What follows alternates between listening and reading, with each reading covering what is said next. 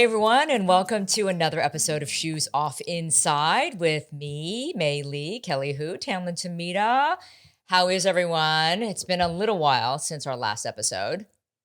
It has been, but good. Still filming here in Atlanta, so Yay! Everything going well in Your background Atlanta? is beautiful, by the way. I thank don't know you, what thank that you. is. It's lovely. Amazon.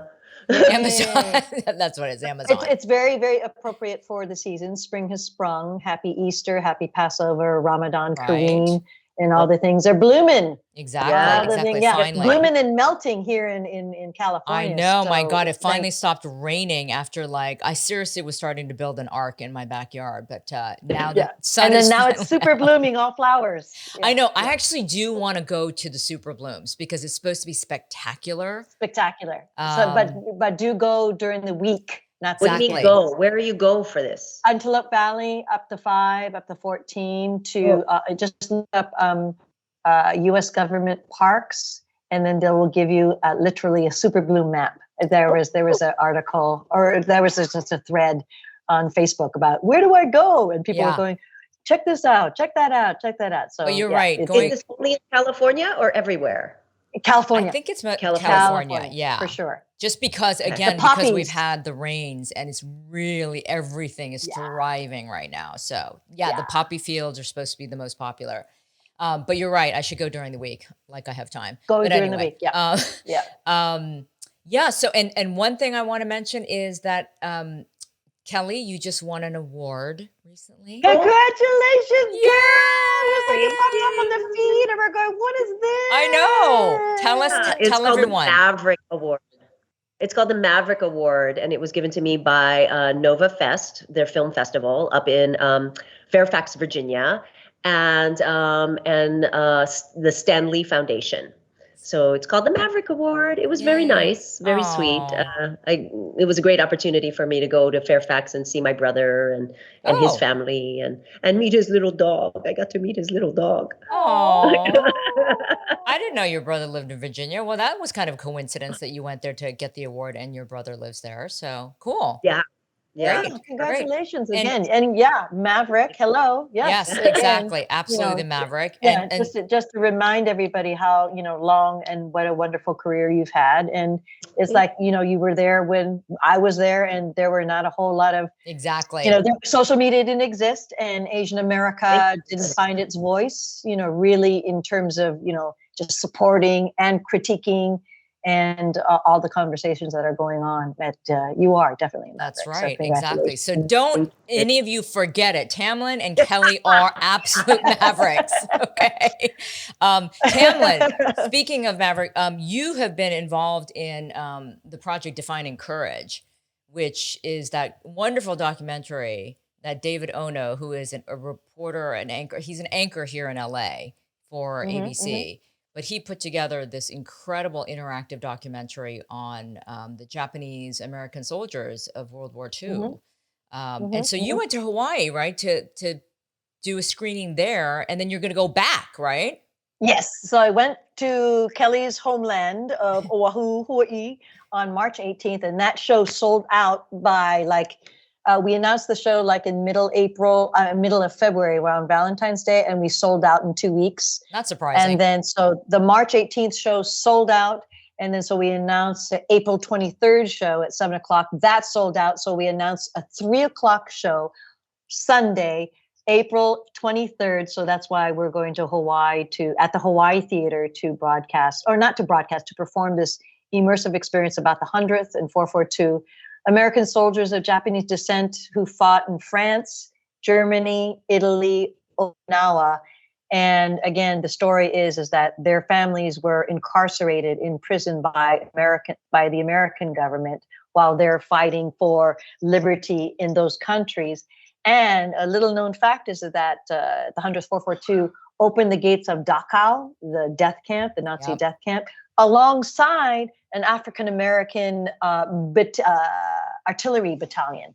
So two units of men who were discriminated against opened the concentration camp gates And then the U.S. military said, "Thank you, boys," literally, and said, Yeah. "Okay, picture time." And Yes. it's just the Caucasian shoulders. That's why And everything that was also documented. we should know. Yeah. Go ahead, Kelly. Also, we should know that the 442 is the most decorated battalion in history. Correct. Yeah. Correct. Yeah. So this is all part of history that is still so unknown and Yes. so, swept under the rug. Yeah. And It is the depth of our history, Yeah. and this is literally critical race theory in action. So this is why our stories, has just to be need to be. told. So that's the important thing. But thank you for mentioning it, Nate. Yeah, no, I mean, because I saw it when he performed it here in LA, and that's when I saw you there as well. It was the most stunningly beautiful, moving, informative, educational, kind of interactive performance I've ever seen. So Oh. it was. You say interactive. What happens exactly? How does that work? So I can tell you really quickly, David went to France, Italy, Germany, Okinawa to film these places and meet with elderly French citizens and Italian citizens who remember being rescued by these American soldiers who look like us, Japanese faces. I don't understand. But they were children when they were rescued. And so David put together this collage of stories, and he narrates it. So it's like showing my He does it video, live. my life, my videography about my trip there, telling these stories. And then he also has a chorale, a choral group, and a piano and a cello accompany it with live music. So it's very immersive. It's like it's not totally just immersive. a documentary. Yeah. You get to see the person filming, telling the story about him going there. So it's really quite something special. Yeah. And then the added bonus is that David invites the vets. They're 90, 100 years old. And so we had 4 of them at the screening that May went to. We had 3 in Hawaii. We'll have a set for the 3:00 show as well as the 7:00 show this coming Sunday. I mean, you're getting very emotional during the performance, right? Because of these stories, right? And then when they bring on the vets who are still survivors, I mean, I lost my shit. I seriously, I couldn't speak because I was so moved by it. I mean, like, think about it right now. I'm like getting like emotional. It's so powerful. It's so well done. And I knew it was going to sell out in Hawaii. And I was shocked when you told me it was only going to be 1 performance. I'm like, oh, come on, you've got to do more than that. I told them, it's a Sunday. You should have a matinee. And they did not listen to me until they did. And then they go, told you so. So, but yeah. Oh, Hawaii good. Theater is 1,400 seats. Yes. So it's awesome. And it's a gorgeous theater. There's not a bad seat in the house. Oh, good. Oh, good. Yeah. I'm so glad that it's doing so well because David, I know, worked so hard and for so long on this project. It was blood, sweat, and tears, according to him. I'm happy that it's doing well. It needs to go all over the place, honestly. So, along with the other stories, the Korean American women who were in World War II. It's like, oh my God, the Chinese American battalion. It's like, yes, there's so many stories, and it's like this is just a kernel of the seed. So, well, I mean, you're only doing it in like Hawaii and California. You're like preaching to the choir. These kind of things need to go to. There are plans like Middle America where people don't know the history. Good point, Kelly. There are plans. I just can't tell you right now, but in later episodes, I will keep you up to date. Okay. Stay tuned, everyone. That's a nice little teaser. Okay, well, so we have decided to address something that is very hot right now in a bad way. And so we're going to kind of just take this time during this episode to just really dig deep into what's been happening and what's been the talk of the news lately. And that has to do with the series Beef on Netflix and one of the actors, David Choe, who plays Isaac in the series. Now, gosh, where do we even begin, right? I think we could begin with how awesome the series is. Yes, I know. That's why I was hesitating.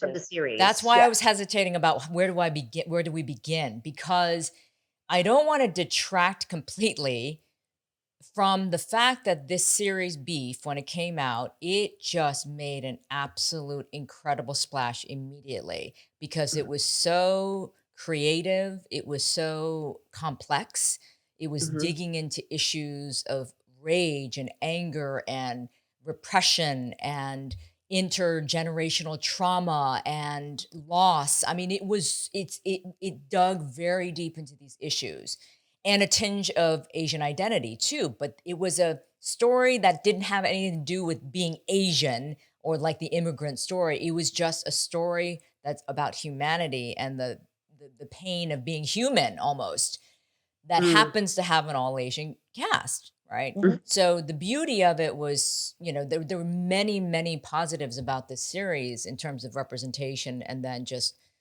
just great storytelling. So yes, I watched the whole series. Oh, I And haven't finished then it yet, so don't give it any I spoilers. won't, but here's the thing. I think the very next day is when this story broke about David Yep. Choe. Yep. Right after I Yep. had finished the story and I was Yep. posting saying, this is a 'Cause phenomenal you went boom. I did a video going, I was like, I just Yeah. finished Beef. My mind has been blown, right? Yeah. Because I was that enthusiastic about the series. Yeah. Then the very next day, the story breaks about David Choe and his antics from 2014. Now, let's just briefly tell everyone, just in case you don't know, in 2014, David Choe was doing a podcast. He had this podcast where he was, pretty raw about things and sort of abrasive and, that kind of thing. So he started talking about a story where he had apparently sexually harassed and raped a masseuse who was working on him. And it was at a legit, spa, apparently. And he basically admits on the show that he was turned on, that he started masturbating. He asked her to do it for him. She refused. And then she forced her He to forced her. he forced her to give him basically a blowjob. He took her head. This is all according to him, right? In his words. In yes. his words, in his show, right? Yeah. Now, those clips, Was he interestingly telling enough, somebody else on the podcast this story, or was it Yes. just him talking, no, like rambling? he had a co-host. He had a co-host on Which this is Asa Akira, who is a porn star. She's And then there are 3 other dudes who were audience who are on the panel who are just commenting alongside whatever he was saying. yeah. And are they Yeah. thinking that this is funny? Has anybody seen? Nobody's seen it, right? I mean, No, No, people have no. seen. Scrubbed People it. have seen it. People have seen They it. scrubbed it, but I got to see it. Yeah. Oh, you Yeah. did. Yeah. So you saw it because I couldn't. They scrubbed it, so I was too late in trying to get to it and watch it. But I heard that she's the one who said, "Wait a minute, you're Yes. admitting to raping her, Yeah. Yeah. And he right?" goes, yeah, and I'm sorry, but I'm getting turned on by just telling you this story right now. And it was like, it was total, I don't want to use the bro, the term bro, but it was just like asshole talk. It was bro talk. That's what it Yeah, was. It was like I- gross yeah, locker but room bro talk. there are legitimate bros, and I go, I don't mind bro talk, again but again, it was just asshole talk. It was asshole David Choe talking. I just want to specify that this is Right. assholeish behavior. And he admitted, he even used, and she goes, so you're admitting to being a rapist, a successful rapist. Yeah. I was like, okay. Yeah. It There was you like go. rapey behavior, right? Yeah. It's So almost. let me ask you: were the other people in the room laughing? Is that why he Yes. continued to tell the story? Yes. And Asa was just like, what? But she's the only girl in the room. Yeah. Yeah. Yeah. And I can imagine she being the only female in the room with 4 guys who are acting Oh. like douchebag bros. Douchebags. Yeah. She's probably trying to hold her own, but at the same time, if it's David's show and she's the sidekick, let's say, we know Yeah. how that works, Yeah. right? Mm. And then this was 2014, and so I'm sure she was probably feeling like, well, I kind of have to go along with it, but I'm going to try to push back a little bit. Not knowing anything about her, that's, but knowing about that kind of environment, I would think that that's probably what she was feeling. But let's go back to him, right? So now, because this has resurfaced, right, because of the success of Beef, a journalist found, this show, and they basically published it again. David apparently is denying that he ever did this. He now is claiming that it was just a story he was telling. I'm an artist. I'm an artist. I made it. I fabricated it up. Yeah.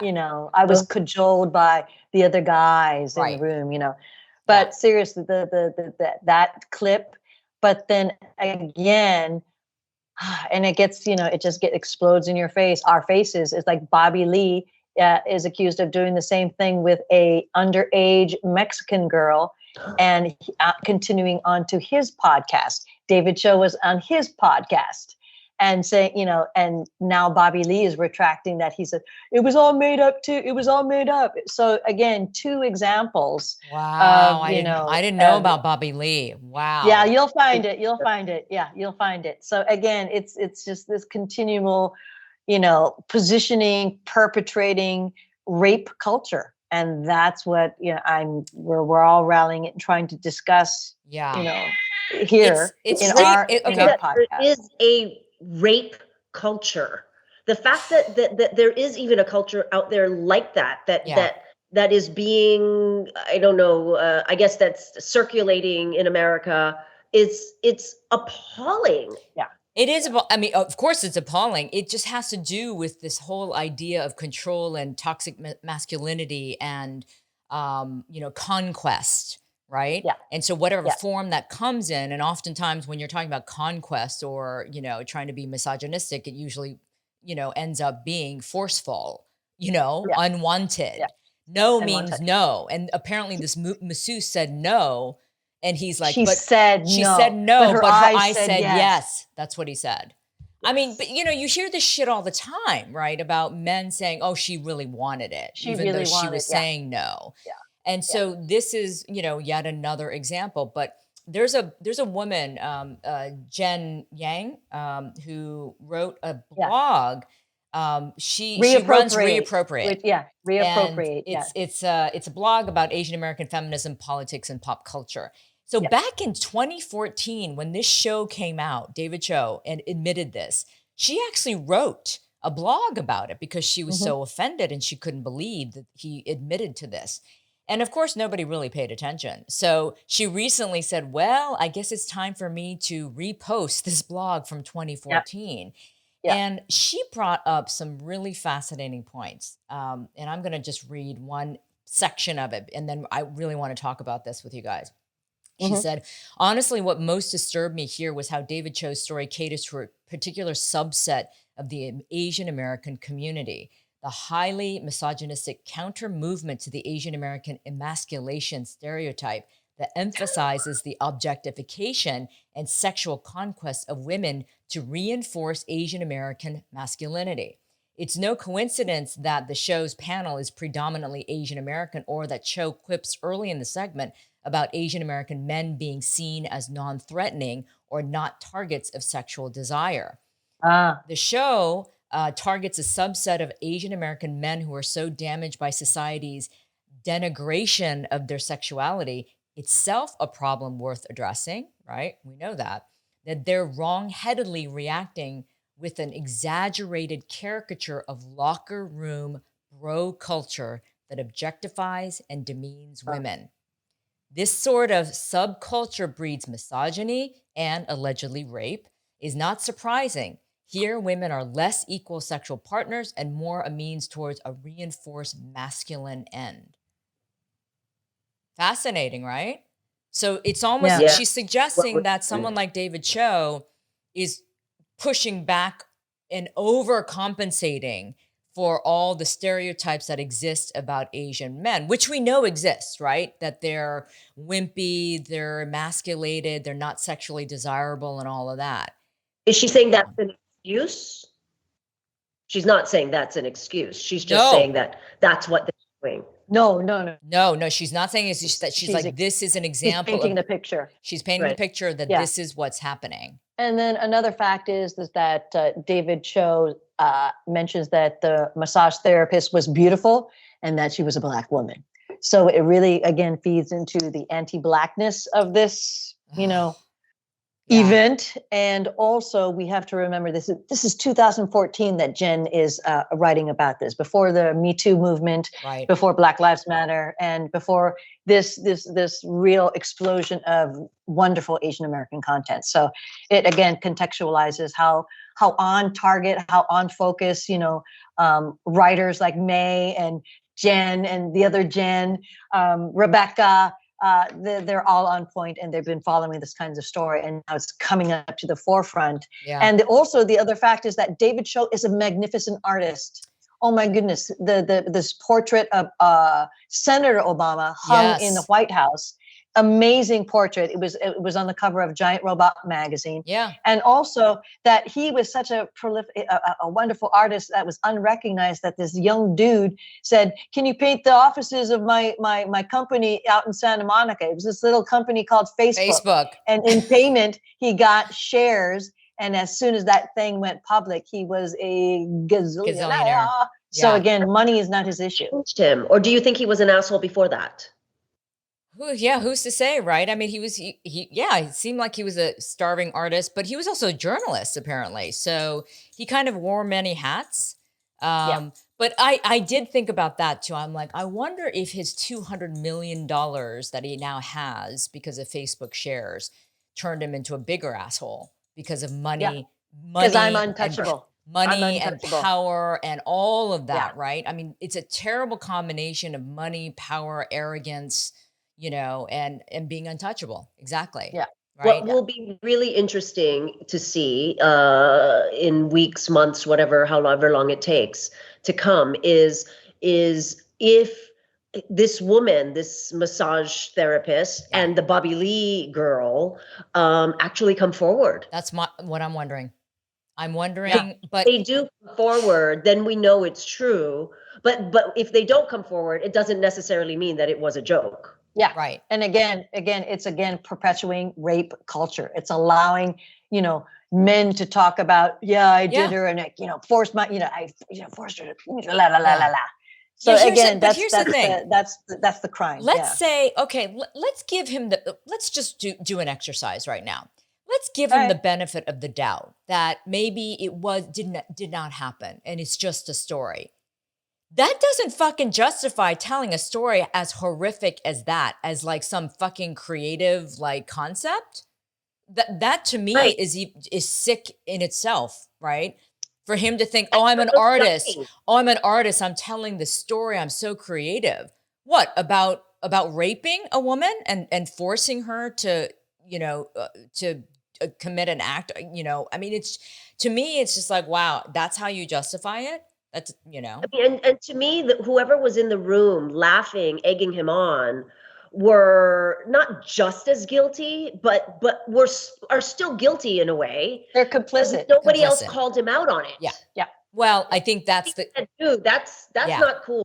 I think that's always the problem with anything like that, or any other type of sort of uncivilized behavior, is the complicit behavior of others around who know, right? I mean, it reminds me of the Constance Wu story, right? That she talked about in her book, that she was sexually harassed by a producer from fresh off the boat. And she was too afraid to say anything. And, people knew about it, and yet they still didn't say anything. And to this day, she hasn't really gotten a whole hell of a lot of support. Whereas he's still walking around and enjoying himself as a producer and going to parties and events. I see him on Instagram and things like that all the time. And so it's interesting that there's still this culture of acceptance or complicit behavior towards something like this. In Constance's case, it's a he said, she said, right? Yeah. Because there were no witnesses. In this case, it's out there. It's out there. He said it. He said it. By the perpetrator. Right. By the perpetrator. Right. Yeah. By the guy himself. Yes. But here's the thing. So even though he said it, he's now backtracking, saying it was just a story. So now people are saying, well, it might be, on her now to come forward to, of course, make the claim, or else, we're not really, we can't really accept it as fact, even though he's admitted to it, but now he's backtracking, obviously. So here's my question to you, both beautiful Hollywood, lovely actresses. I posted about this today, and some of the comments on my Instagram, one in particular said, where are all the Hollywood people? Why aren't they saying anything? And this person has a point. If you look, not really anyone of any name value or recognition has stepped forward to say anything about this. No comment. Are they talking only people in the Asian community, or are they meaning all of Hollywood? Well, I'm assuming they're more targeting the API Hollywood community.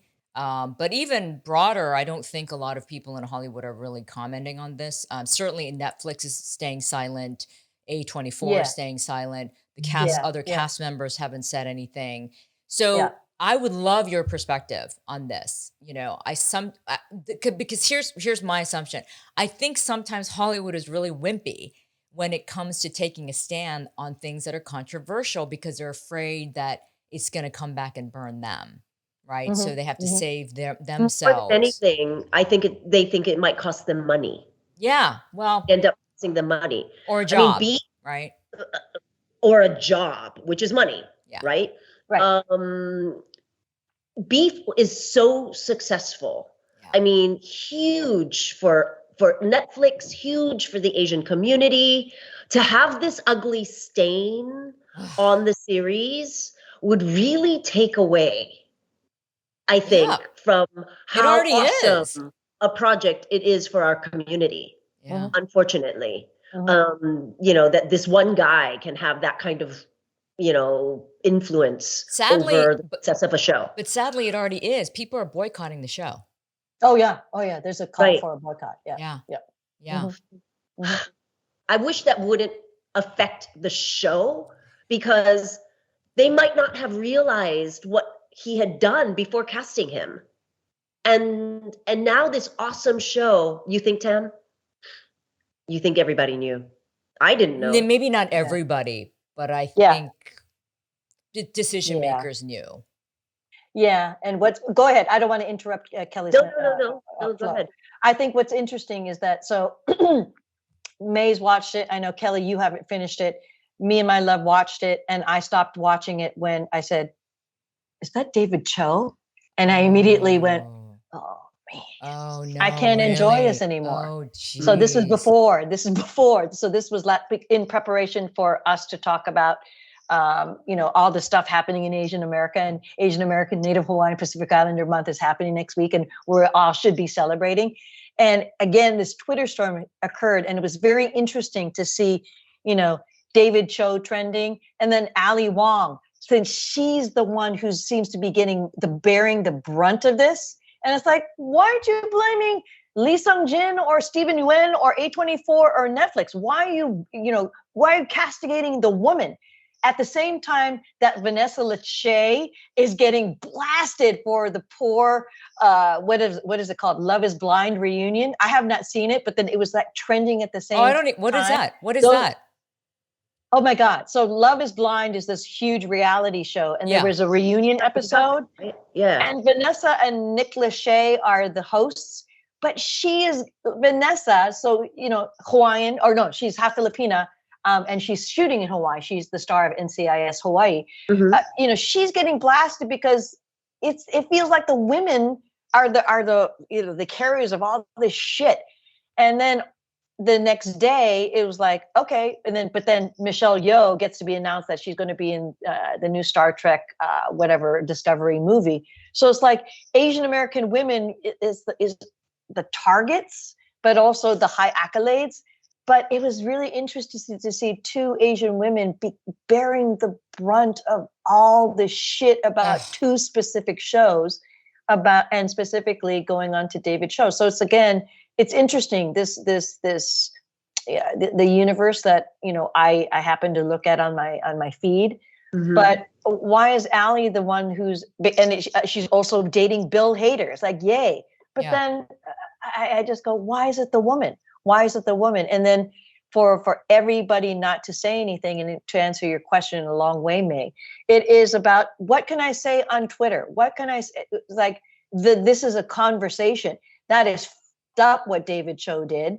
It is fucked up about how he continued perpetuates this. Yeah, man, she really had a good time on my dick kind of thing. That's not cool. And then for Ali, for Steve, for Lee, for A24, they have to come up with a statement to apologize, to recognize and apologize, and follow your words with action. What the fuck are you going to do to redeem yourself, David Choe? It's like, why don't you, all your salary, just donate it to a domestic abuse shelter, to sexually battered women's shelter. It's like, do something with your fucking platform about the shit that you continue to perpetuate. But here's the thing. Here, yes, you would think in a better world, people would admit to their flaws and their mistakes and try to make up for it, right? In the most authentic, genuine way. But it's too big. No, but in this society now, you guys, come on. Everybody just doubles down now. Yeah. Everybody just doubles down, and they will just fucking lie to the bitter end. Because why? Because we've been shown by the powers that be from the top of the food chain, the very top. That it works. You double down and you stick with it, and it will work no matter what. That's where we're at right now in our society. And that's what makes me so sad about, the situation now. And then of course the war on women, which we need to talk about, because I think this is all related. What you're saying, Tamlyn, is absolutely right. Women, for some reason, are the go-to punching bag, target, right? Punching bag. We're the target because we're the easy target to blame. Because we traditionally will not push back and we will not fight back. Clearly, people haven't met the three of us. But anyway, but I think that's a very good point to make. And why is that? And now we're seeing this movement even more so against women, this siege against women and girls. Yeah. Right. So it's that idea for, what can we do to protect Ali Wong? She's got her, she's an EP, but she's not only EP, executive producer. Yep. But why was she the one who was really primarily targeted? And again, the whole idea of this show called Beef, I celebrated it without having watched it first, because I go, ooh, this is going to be an interesting show because it totally knocks against the model minority myth. Exactly. And it's like, hello, we're so complex and deep and complicated and fucked up, but beautiful, and we can get angry. We can get fucking angry. So, again, it's the cost of this, and it goes into the conversations about, do we need to separate art from the artist? It's like Bill Cosby, Woody Allen, Kobe Bryant, right? All these persons who we really recognize for their artistry, but then it's like, but he's not a good dude. And it's like, exactly. So and it's individual choices as to who we watch, who we want to follow, and whose games we want to watch. So it's again very, very complex. And again, when people are doubling down, it's like, I gotta just apologize for my actions. And if you can't accept it, I will work towards becoming a better person. Yeah. That's all I can fucking do. Right. Exactly. But don't you think that men, I hate this. Men are often so much more forgiven for, their mistakes than women are. Right. I mean, men have made some, very well known. You just named several.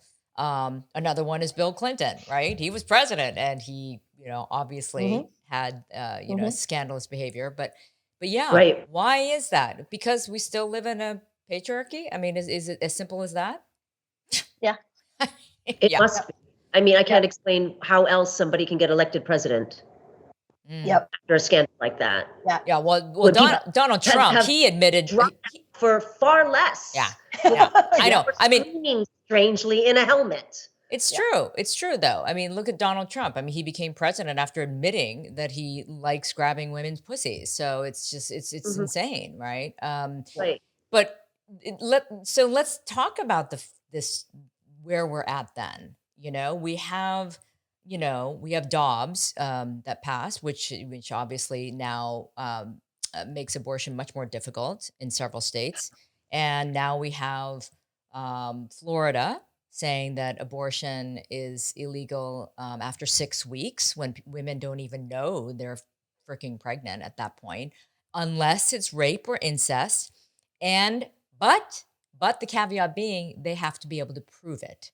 They have to, a woman or a girl has to be able to prove that they were raped or they're a victim of incest before they're allowed to get an abortion. What the fuck is that? How do you do that? Exactly.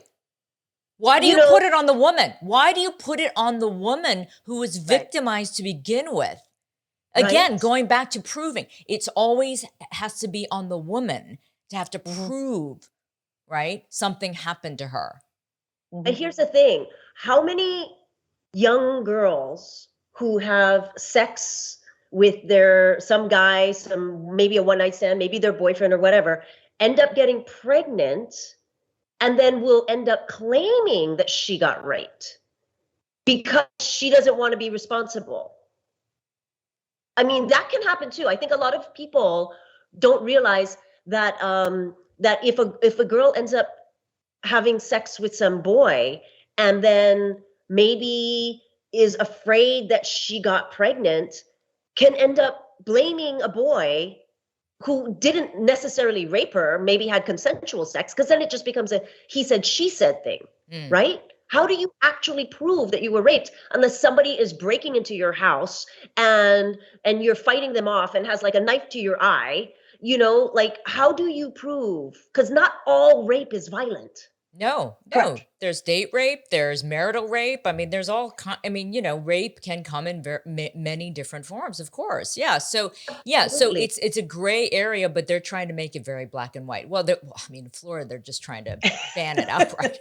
DeSantis is sorry, now I'm just showing my political colors, but I mean, it's not like nobody knew. DeSantis is a fucking moron. He's so evil, But this is serious, though. It's like we have to pay attention to what's going on, and then from the Supreme Court on down. I mean, the Supreme Court scares the shit out of me now with the decisions that they're making and the bias that is showing so clearly. Clarence Thomas needs to be fired. They need to get rid of that guy. But these are the decision makers who are influencing policy that's directly affecting the weakest, right? The most vulnerable. There's so many that. Sorry, go ahead. No, go ahead. I was about to say that Lisa Ling did this special once where she has the most amazing journalism. Like she's on CNN now, but I think this one might have come out on CNN, where she had interviewed women who were who had babies from their rapists, and then were forced to have allow visitation to the rapist. Oh my God! With their babies. Oh I mean, God. How crazy is that? How traumatizing! What violation? A violation that will just keep on haunting you forever and ever and ever until this kid is grown and no longer, the father can no longer demand visitation. Right. Yeah. It's absolutely appalling what they are forcing women to do. And here's the thing. You're forcing all of these women to have babies, unwanted children. What about the foster care system? How horrible. Who's going to take care of them? System. But here's the thing. The irony of their policy and their stance is that they say, oh, protect life. It's all about protecting life. Oh, but forget about when they're born. We don't care about when they're born. Oh, yes. Because we want our guns. We want our care? No. It's not just about foster care, but we want our guns. The guns that are used to gun down little children in school. So you want to protect the unborn child, but then you don't want to protect the actual living, breathing children in school because you love your fucking keep all guns the books so much. away from them as well. And take all the books away from them as well. I mean, this is where we're at, and it's so maddening and infuriating. But I do see people still sort of turning a blind eye, thinking it's all okay, and we can't. talk about being complacent. We cannot be complacent about these things. Tamlyn, you No. wanted to say something before.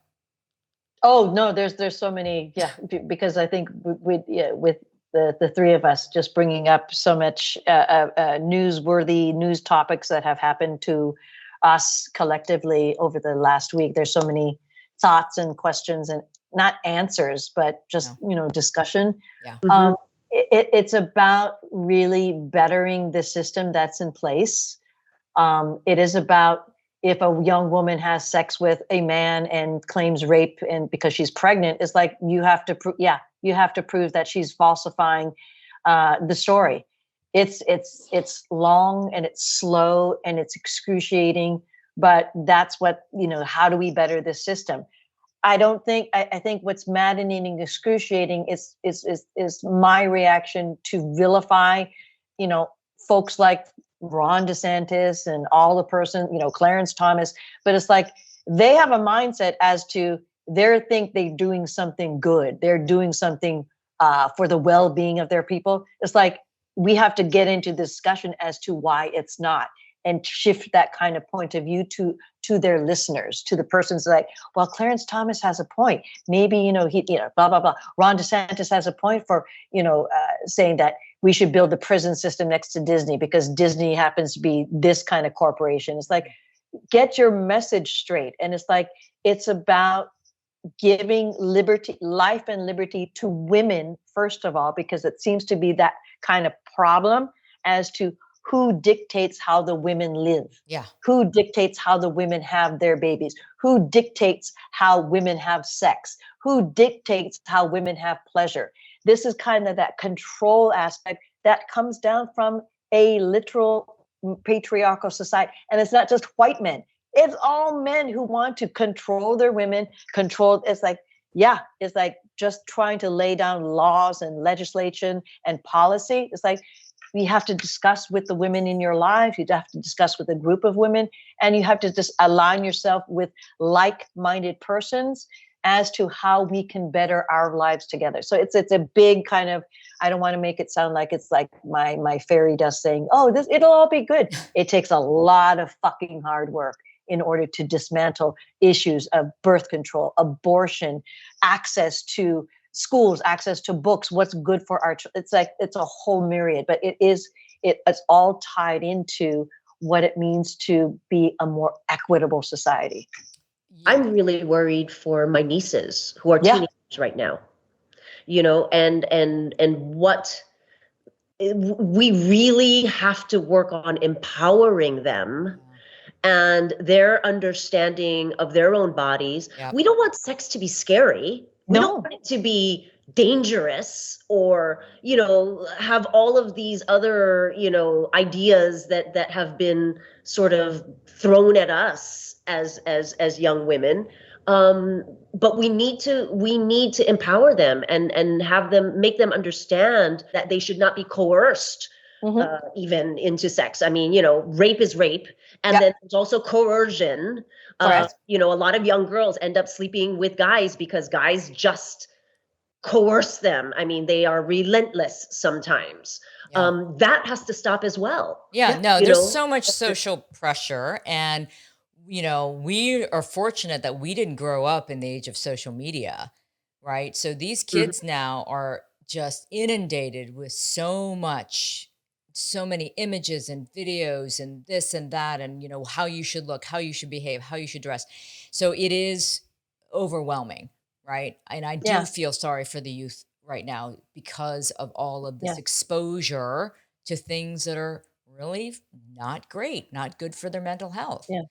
But yes, Right. Kelly, you're right. It's a barrage of information, it's a of barrage. stimulation, Yeah. and the emotional growth. I mean, I'm still learning how to not react so violently or passionately or whatever words I choose to a specific statement.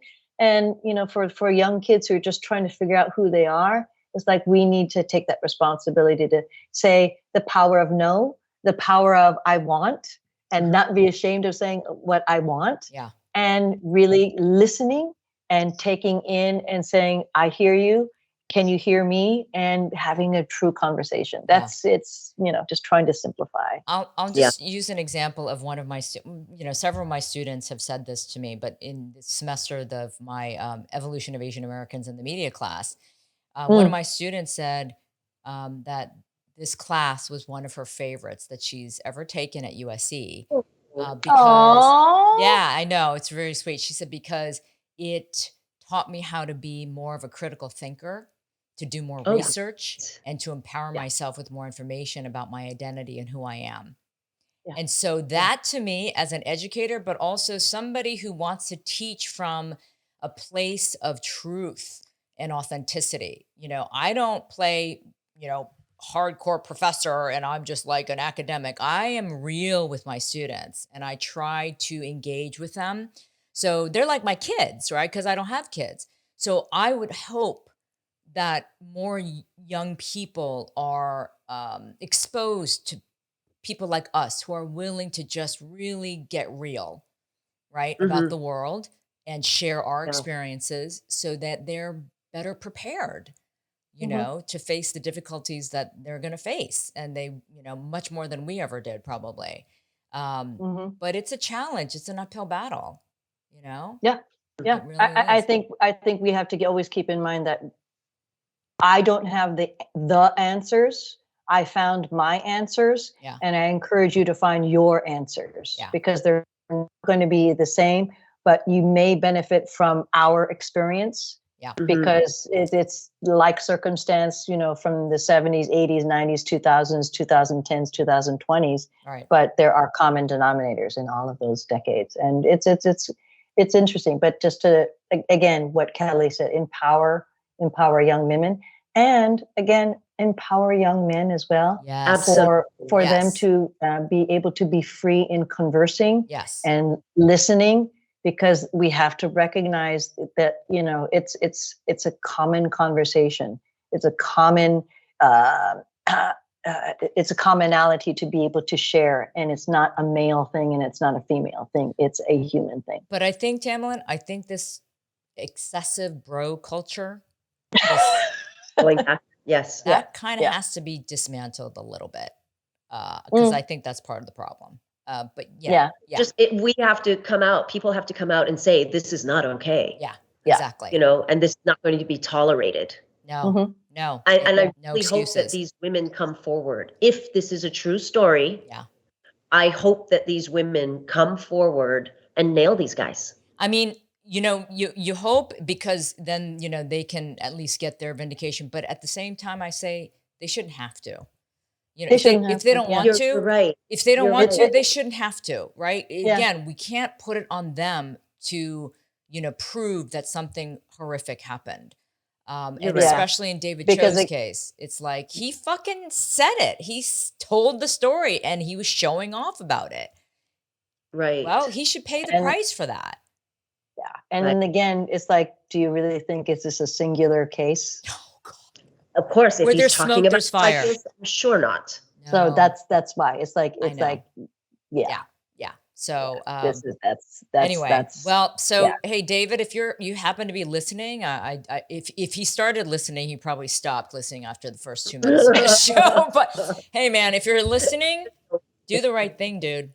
Seriously, you got to do the right thing. Just take responsibility, right? That's what you need to do. Everybody needs to take more responsibility. There's got to be more accountability. And what can the people on the show do? Yeah, exactly. I think that's got to be, yeah. that's Go ahead. again. Go I ahead. think they're probably pressed between a rock and a hard place, right? Here they are off the heels of this super successful show backed by Netflix and A24 and just getting all these accolades.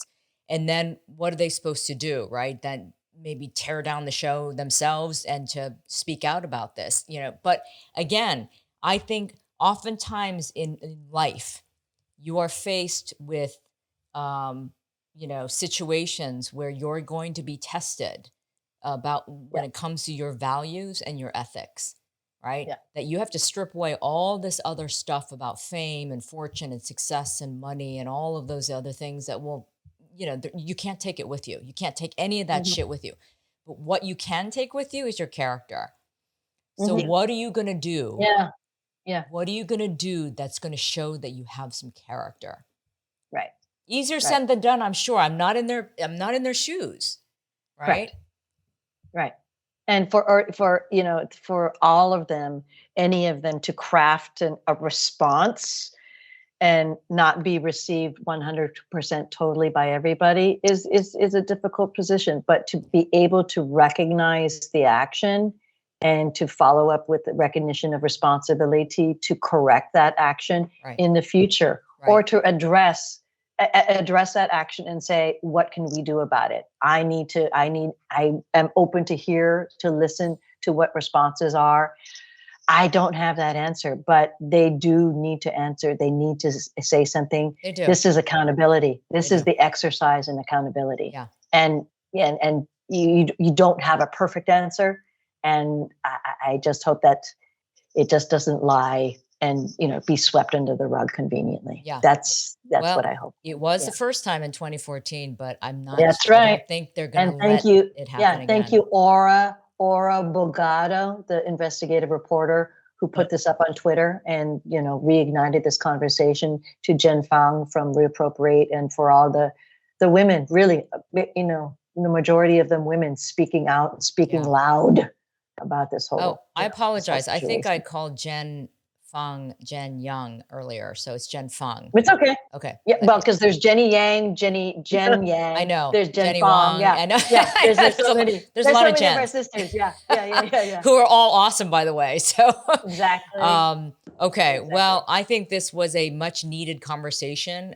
So we pivoted. Basically, we were going to actually do a different episode, but we decided, no, let's just put that aside and talk about this because it's too important not to address. So I thank you, oh, look at Eggy. She's like, you guys are done. I need to go outside now.